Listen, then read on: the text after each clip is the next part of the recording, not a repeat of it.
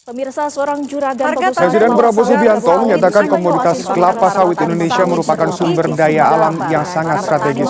Presiden juga menyebutkan saat ini banyak negara yang justru khawatir tidak mendapatkan suplai kelapa sawit dari Indonesia. Bahkan hadiah umroh bagi jemaah. Para petani sawit di Kabupaten Dharmasraya, Sumatera Barat.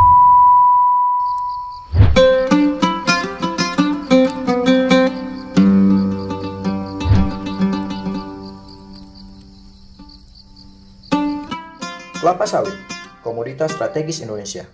Lebih dari 47 juta ton diproduksi tiap tahun, menjadikan kita sebagai raja sawit dunia. Minyak sawit tersembunyi di mana-mana, dari minyak goreng, sabun, hingga bahan bakar biodiesel. Tapi, di balik itu semua, ada cerita lain yang belum banyak diketahui.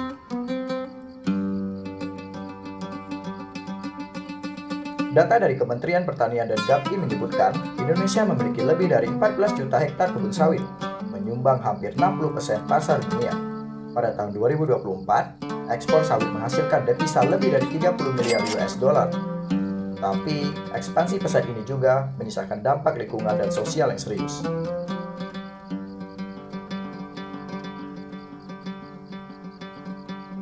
Komoditas kelapa sawit juga menimbulkan konflik yang beragam di masyarakat. Di Kalimantan, konflik sawit menewaskan satu orang warga dalam bentrok dengan aparat.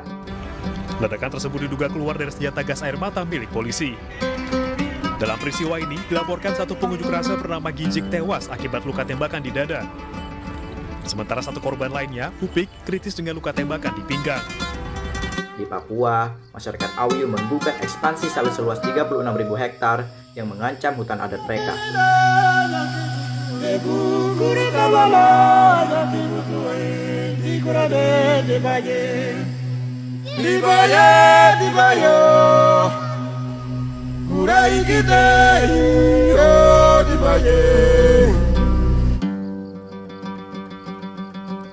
Adat Auyu dan Moi sebelumnya juga melakukan aksi unjuk rasa di depan gedung Mahkamah Agung Senin 27 Mei lalu. Aksi ini untuk menyuarakan penolakan atas izin perusahaan perkebunan kelapa sawit di Boven di Goel dan Sorong yang akan membabat hutan adat tempat tinggal mereka seluas 36.000 hektar.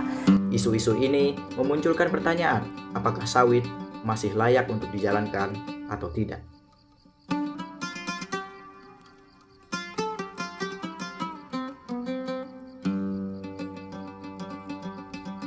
Dalam budidaya kelapa sawit, gulma menjadi musuh utama. Untuk mengendalikannya, petani kerap menggunakan herbisida, zat kimia sintetis seperti glifosat atau paraquat. Setiap batang sawit dalam praktik intensif bisa mengonsumsi hingga 16 liter larutan per hari. Di Bangka Belitung sendiri, provinsi dengan penggunaan herbisida tertinggi di Sumatera. Praktik ini meluas dan membudaya.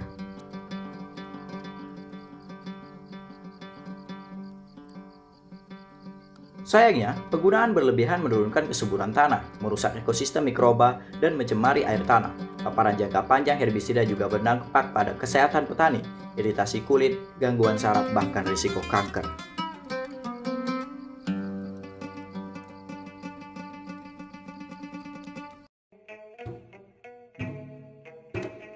Kami berangkat ke Desa Tugang, Kecamatan Kelapa, Kabupaten Bangka Barat. Desa ini punya sejarah unik, dinamai dari ayam hutan lokal yang disebut Tugang. Desa Tugang terdiri dari 4 dusun, Sungkai, Bujang, Pisang, dan Tugang, dan dibelah oleh sungai yang memisahkannya dari Desa Jebus.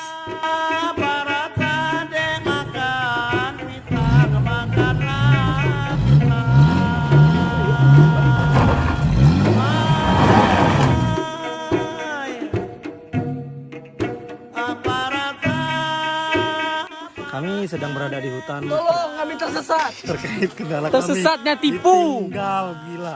Guys, kali ini kita menemukan sosok anomali ya. Nah ini. Oke, terus semangat dan pantang menyerah ya. Di sini. Etos kerja jangan dilupakan. Menambon pica. Mayoritas masyarakat di sini adalah petani sawit, karet, dan hortikultura.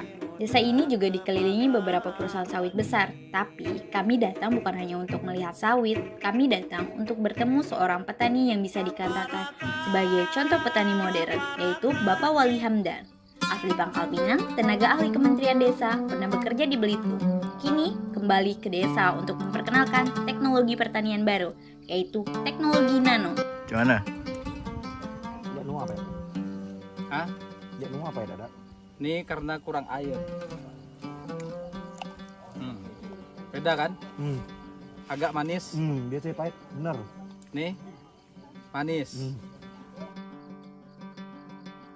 Teknologi nano yang dikembangkan oleh Pak Wali ini termasuk N100, P100, K100, dan Sulfox. Nah, ini 150.000. Ini rata-rata harganya sama.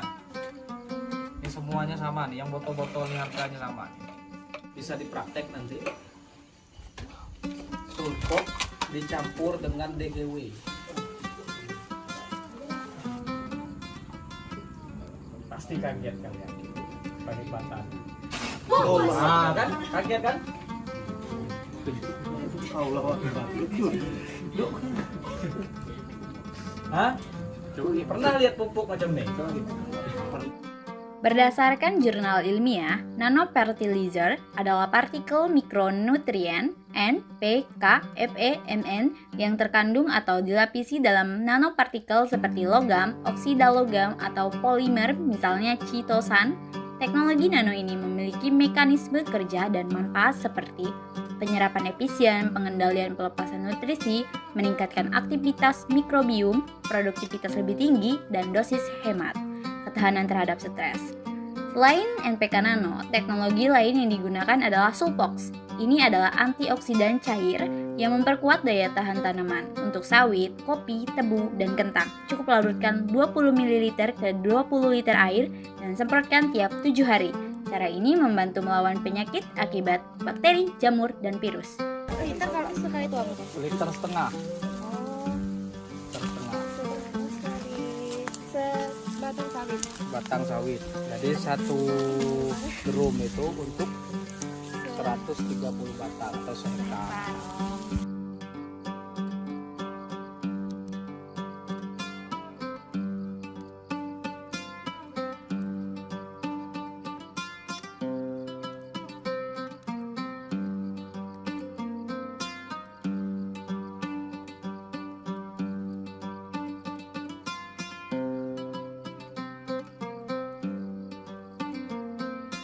Setelah mendapatkan wawasan mendalam dari Pak Wali tentang teknologi nano dan masa depan pertanian modern, kami melanjutkan perjalanan. Kami menuju rumah salah satu penyuluh pertanian di Desa Kacung yang berada di Kecamatan Kelapa, Kabupaten Bangka Barat, Kepulauan Bangka Belitung.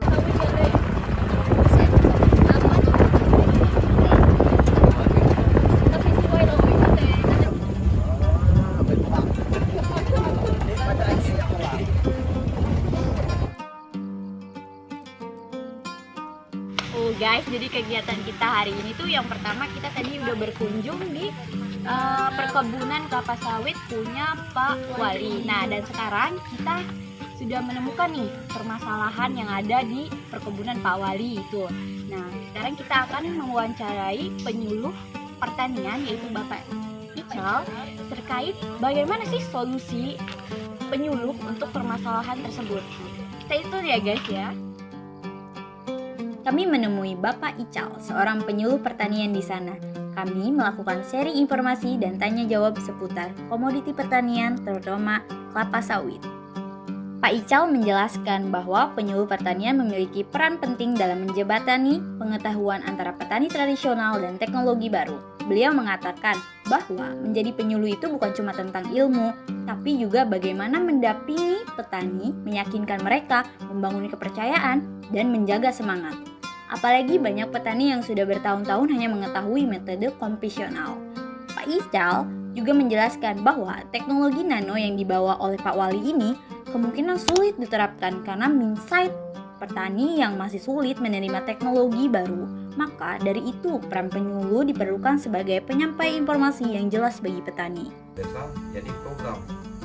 Jadi ketika sudah ada program, disitulah yang fungsi penyuluh sebagai untuk membuat program pelatihan untuk meningkatkan SDM. Setelah pelatihan ada demonstrasi, ada evaluasi.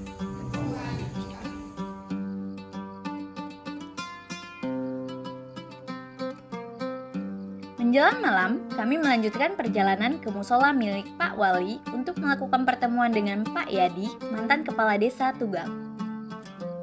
Guys, jadi malam ini kita lanjut lagi. Apa nih? Jadi malam ini kita ada 3 narasumber nih teman-teman. Nah, yang pertama ada Desa Wali, dan yang kedua ada Gapokan, yaitu Bapak Adel, dan ada saya Pak Yadi. Stay tune guys. Di musola yang sederhana itu, kami disambut dengan hangat. Disinilah kami mendengarkan cerita menarik tentang asal-usul Desa Tugang. Yang ada itu akar daun pisang dalam peta Belanda. Nah, ini muncullah Tugang itu karena cerita dulu. Kita ini kan itu perombak kalau banyak lama tuh kan. Nah, di situ kate ya dalam situ ada orang tuh naik batang kayu tinggi.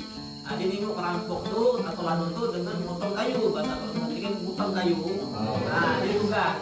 Itu adalah untuk orang tua lagi. Tapi kalau dalam bahasa itu Tugang itu kayak burung kan. Nah, orang ayam tuh kan. Nah, tapi kalau bukan burung ayam, kisah Tugang tuh. Kalau dalam itu Tugang tuh cerita tuh. Dan nanti orang motong kayu.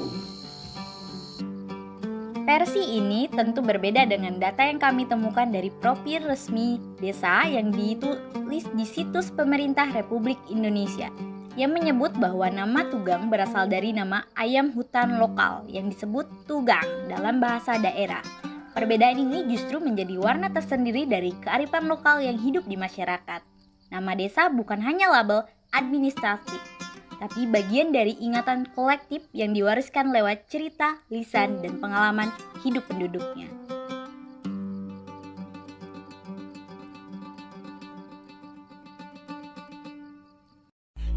Kasih aba-aba kalau udah siap.